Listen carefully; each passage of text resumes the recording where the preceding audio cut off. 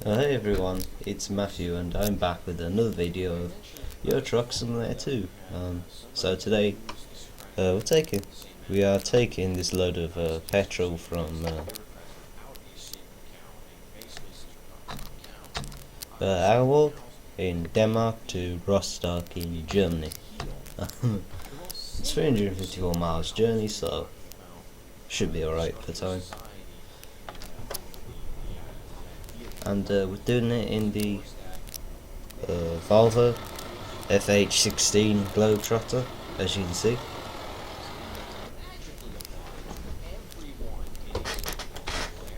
So yeah, let's get going.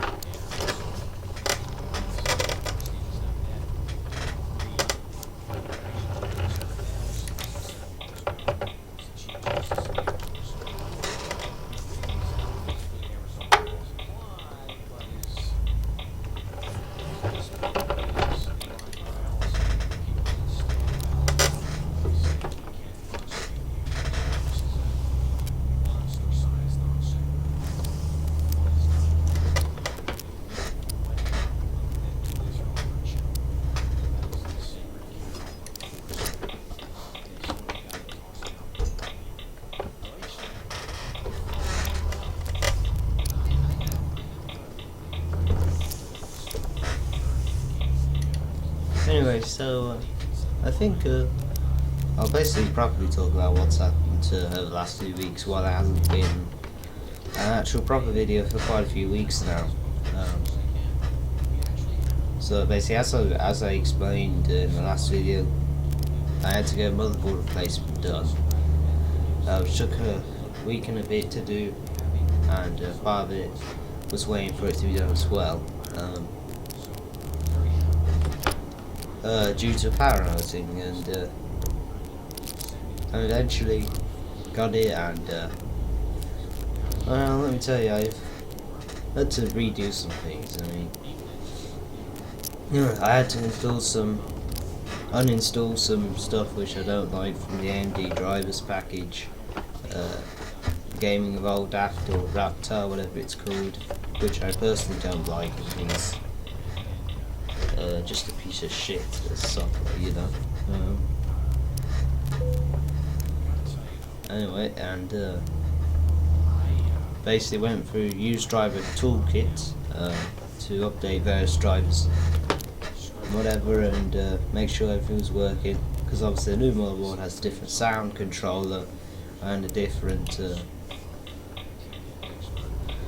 different outputs on it and all that, and it needed all configuring again, pretty much. Well, it's been configured, but it needed the drivers all redoing because they're all different and incompatible. So yeah, did all that, and it's turned out this isn't a bad motherboard actually. BIOS is fairly easy to use. It's understandable for once, which I have not had a BIOS before that's actually been, to me, understandable. So yeah, and I know ASRock. Yeah, the maker of it's ASRock, get used to it.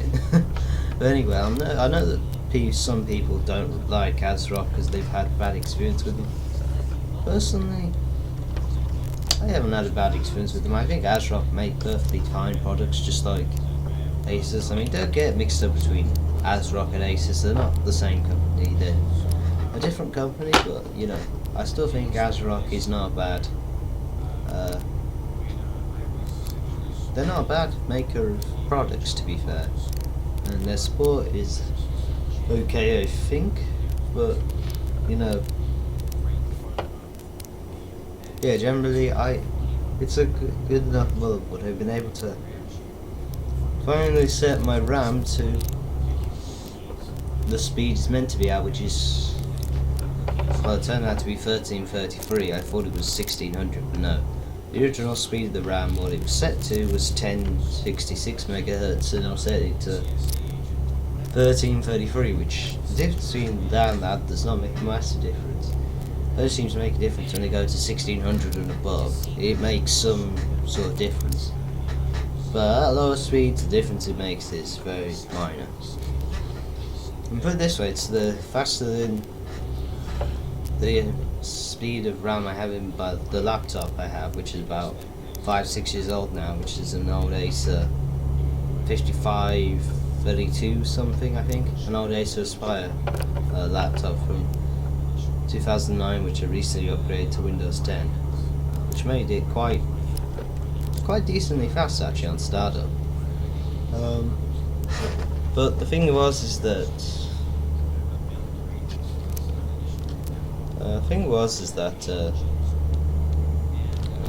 that only has DDR2, the old DDR2 RAM, and it's only 266 megahertz fast, which is pretty slow. So, you know, I think to have even RAM that's above 1,000 megahertz in speed, I think that's a good thing. Now, if I did upgrade the other memory stick, because I only upgraded one of them from 1 8GB stick, because it went from 6 to 12. Yeah, 6 to 12 I think it was. Basically, probably I'd be able to go up to 1600, or if I just changed it altogether, went for 2400 megahertz RAM, which I would be tempted to do, but I don't know if it's worth it. Unless I find really cheap, it'd be really cheap, and then it'd be, I suppose, anyway worth it. Yeah, sure, if I put 2400 megahertz in RAM in, it's going to make some difference, isn't it, really? But, of course, I think this PC's salvation now is more than likely a video card. And speaking of which, this isn't actually related to my video card, well, it's related to the current one. When I got this PC back, I realised that my second monitor, not the first monitor, but the second monitor, had not only the HDMI to DVI cable plugged into the back, it had the VGA, and I wondered why that was. And I worked out whenever I had the VGA cable unplugged, the monitor would still be detected, but it would stop displaying for some reason. Now I did a few tests with the cable. I tried that cable on the second monitor on the main one, and that didn't do anything. It just came blank like the last one. And I tried the cables all the way around, and I confirmed that the monitor was fine. For whatever reason, somehow in the last few weeks, something happened to that cable that caused it to go wrong, and it stopped working altogether. Well, that's really weird, because you wouldn't think in a cable that there'd be that many things that could go wrong, but anyway, so yeah, but the thing is on it, the connectors on it do not look bent or any of that. They actually look fine, to be honest, by the naked eye. It just seems the cable has somehow stopped transmitting the signal or whatever. Which would basically mean when I buy a new video card, or the other possibility is the HDMI output on my video card has stopped working, which I don't see how that's the case, but whatever. Anyway, so the other potential thing I could try, the only other way to find that cable, how the cable's working, is basically to buy an entire new video card, and yeah, buy an entire new video card and see, you know, what is it that is the cable broken, or is it this part of this video card being dead? Of course, that means then we'll have to get a new video card, potentially, if the cable is broken, which it does seem like that. When I get a new video card, whenever that is, I have to order then a HDMI cable with it, because the one I want, the one I would like to get, only has one DVI output. And yes, this monitor does have, I believe my second monitor does actually have HDMI output in. Or I'll have to order another HDMI to DVI cable, potentially. But we'll see what happens. It's only a couple of pounds difference really, so it doesn't make a massive difference at all.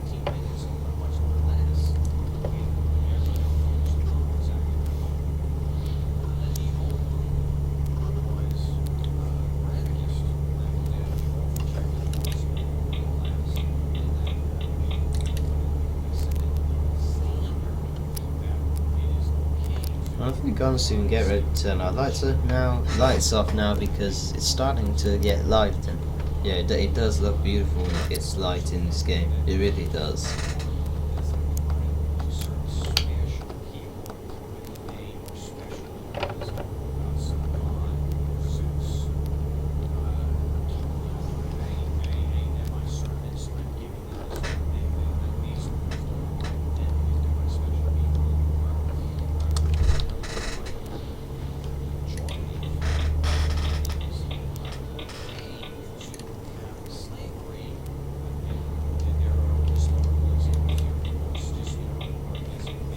How ironic, you change lanes into one lane and then it goes into the other one.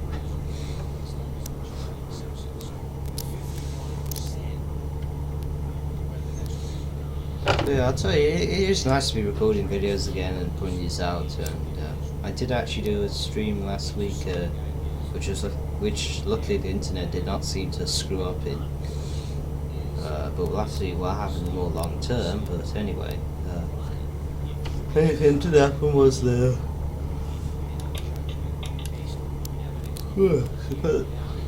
supposedly the graphics card driver crashed, so I basically set back the clock from 1220, which I had it at, to 1200. And I'm surprised I was able to achieve 1200 on the standard,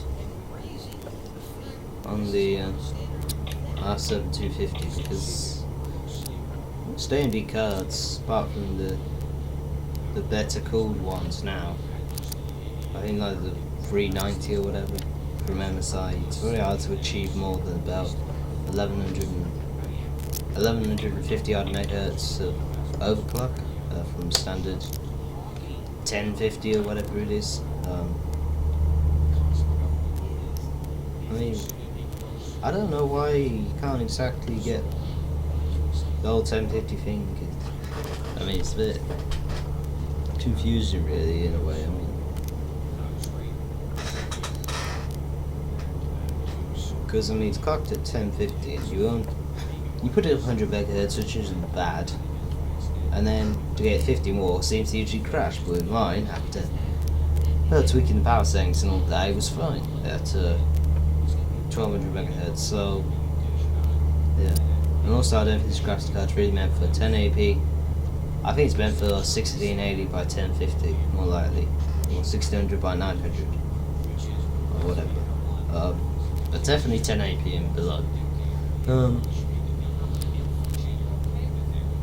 And I still remember when they were advertising graphics cards, like the GTS 450 was a classic example. They recommended that for 1680 by 1050 rather than 1080p, and you think, oh, what does a few pixels make? Well, it does make a fair difference in a way. I mean, if you're used to one res, it's fine, but you go up one, it then looks significantly better, depending on, of course, what size screen you have. And look at this way. I was playing this game in 720p, and I was playing only on a 17-inch monitor, an old 720p monitor. It would look fine, wouldn't it? Or 1366 by 768, which is another one probably on the 19-inch, 19.5 or 21.5 monitor. Which actually I could probably play on a 21.5 monitor fine. It's probably the smaller ones I probably couldn't play a game on, because I wouldn't have very good view. I wouldn't have very good vigilance of what I was doing. So.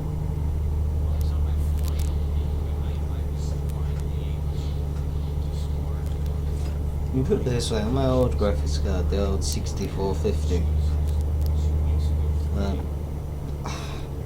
I really should have just played that in the old 1366 by 768 resolution or 720p, because that graphics card, even on low settings, I don't think it was meant to play any games really at 1080p, because when that was released, I think obviously it was more meant for probably 720 or something like that.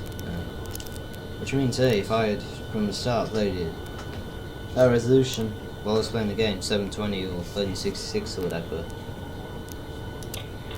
1366 by 768, with how much more FPS it seemed to get then, it'd probably have a lot more playable FPS in the long run. But even on modern games, I still think it still would have struggled. So you know, it shows really don't buy pre-build. Buy a pre-build, do not build pre-build. Do not buy a pre-build build that's has a low graphics card, especially if it's in a small form factor. No, a half-height case or whatever it's called. And half-height cases are fine for just desktop use and not gaming with gaming. You want at least a case that can fit a full-size graphics card in it and full-size power supply.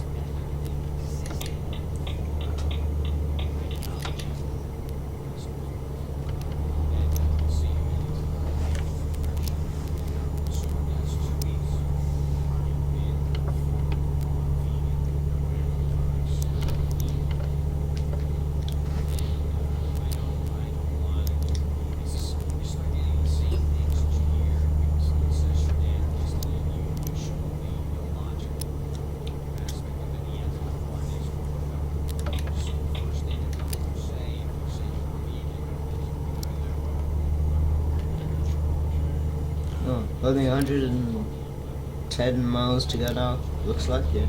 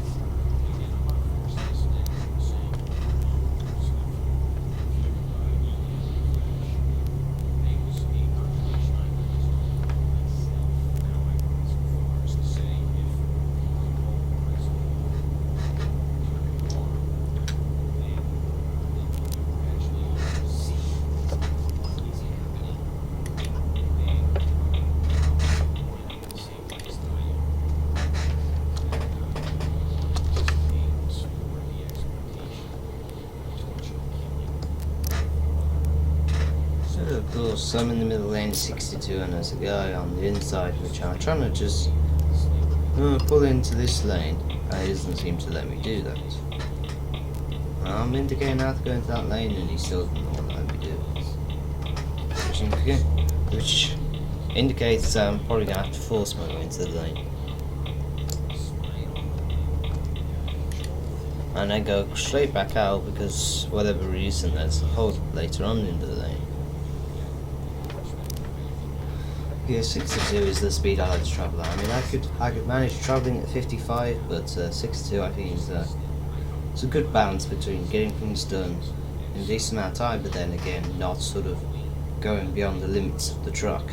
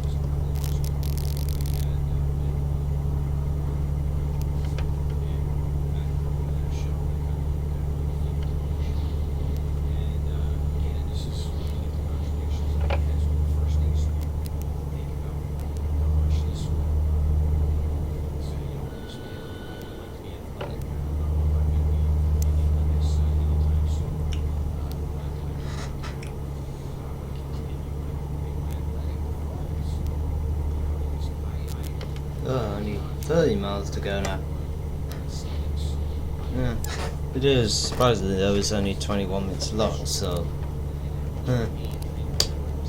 It would be nice to...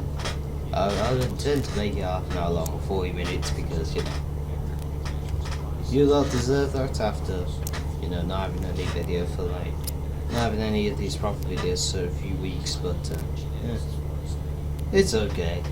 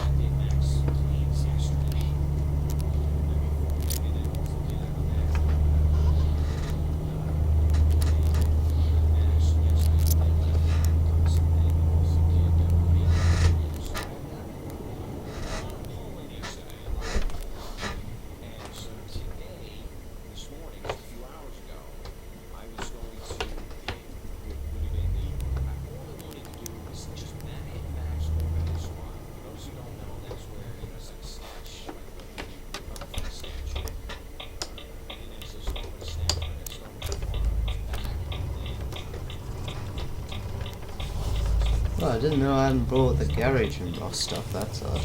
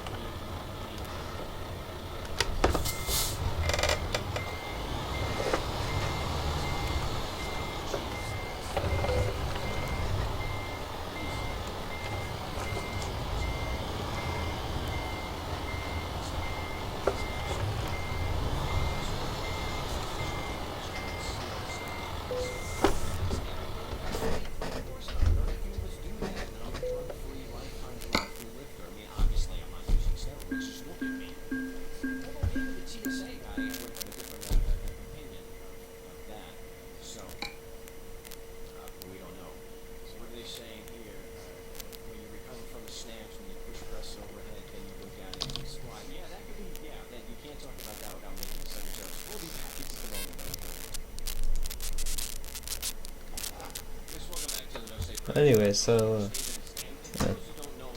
that was the journey. I accidentally went too quickly out there, but yeah, that was the journey. Aalbourg to Rostock, and got a 30 grand for it, which ain't bad. But anyway, thanks so much for watching, and hopefully it won't be 3 weeks before the next video, So I hope you enjoyed the video, and do make sure to comment, like, and subscribe, and all that good stuff. And till next time, salute.